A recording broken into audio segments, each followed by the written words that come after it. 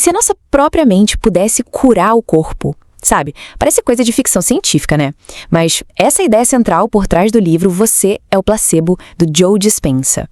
Nessa análise, a gente vai mergulhar fundo em como os nossos pensamentos podem, de verdade, alterar nossa química, a nossa genética e, no fim das contas, a nossa saúde.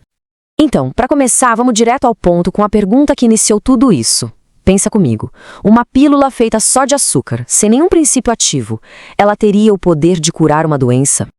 E a resposta, por mais incrível que pareça, é sim.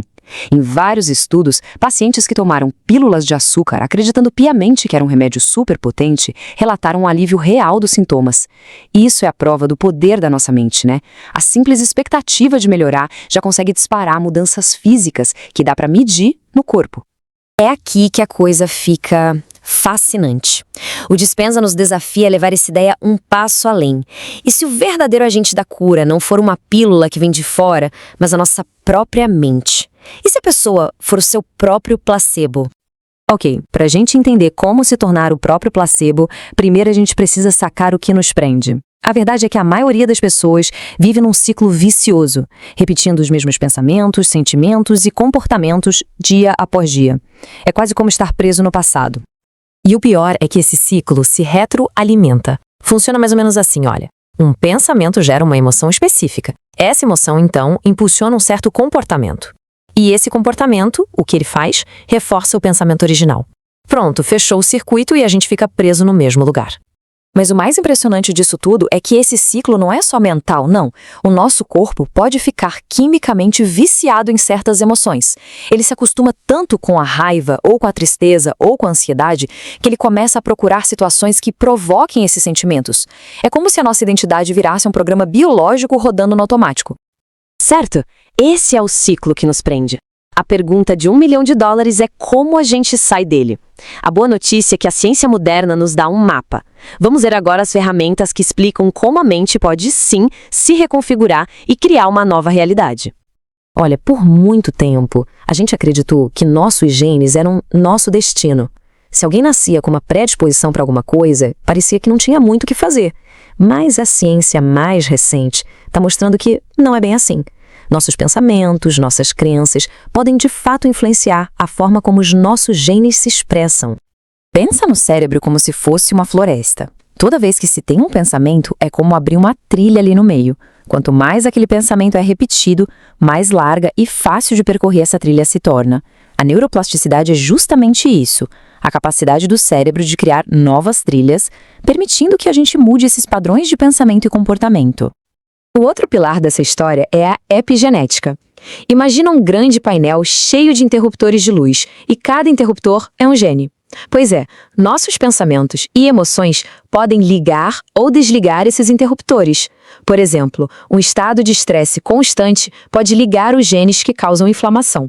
Por outro lado, cultivar calma e gratidão pode ligar genes que promovem saúde e bem-estar. Beleza? A ciência mostra que a mudança é totalmente possível. Mas como, na prática, a gente usa a neuroplasticidade e a epigenética a nosso favor?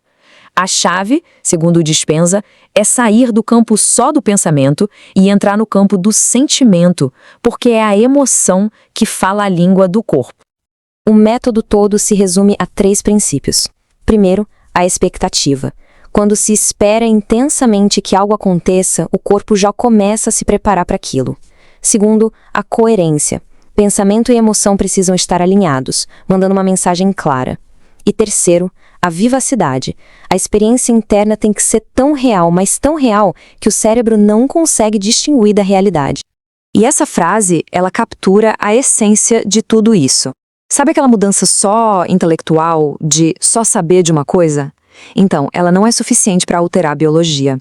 É a combinação de uma intenção clara com uma emoção elevada, que envia o sinal mais poderoso de mudança para o corpo. É essa coerência, essa sintonia fina entre o que se pensa e o que se sente que de fato reprograma nosso cérebro e nosso corpo. Quando a mente e o coração estão em harmonia, o corpo para de viver naquele piloto automático do passado e começa a construir quimicamente um novo futuro. Então, quando a gente junta todas essas peças, acontece uma mudança de perspectiva fundamental. A gente deixa de ser um passageiro das circunstâncias para se tornar o autor consciente da própria biologia. Na prática, isso quer dizer que a gente pode, por exemplo, aprender a regular a raiva, em vez de deixar que ela nos controle. A gente pode visualizar a pessoa que queremos ser com tanta clareza e emoção que o cérebro começa a criar as conexões neurais para tornar isso realidade.